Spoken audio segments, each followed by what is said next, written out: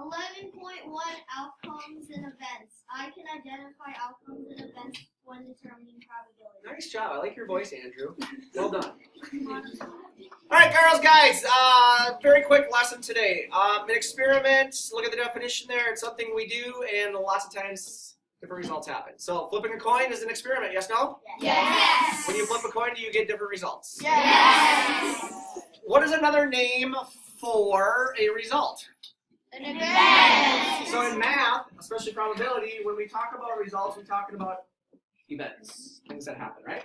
Yes. And then what are all, excuse me, let's not be like obnoxious now. What are all of the events that are possible in one experiment called? Outcomes. That's much better. I like that voice.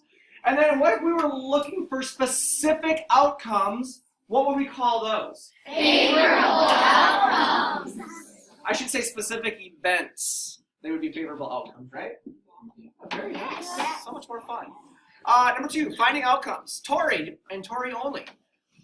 If I have a fair number cube, and a fair means everything is equally likely, so on a number cube we think of a dice. It has a 1, 2, 3, 4, 5, 6, because a cube has 6 sides, right, boys? Yes. Take Connor, right? Yeah. Tori, so what are all of the possible outcomes of rolling a fair number cube? 1, 2, 3, 4, 5, 6. 1, 2, 3, 4, 5, 6. The question was not the probability of rolling a specific number, it was all of the possible things that could happen, right? Yeah. Sweet. What are all the possible events, everybody, of flipping a coin? Heads and tails. What are all of the favorable outcomes, or the favorable events, if you roll in number cube, an even number on a number cube? Go. 2, 4, 6. And Andrew, win only. If you are asked for the favorable outcomes, or to list all of the favorable outcomes of rolling a number cube and getting a 5 or less, you would list what, Andrew? 1, 2, 3, 4, 5. Thank you, Andrew. Does anybody have any questions? No.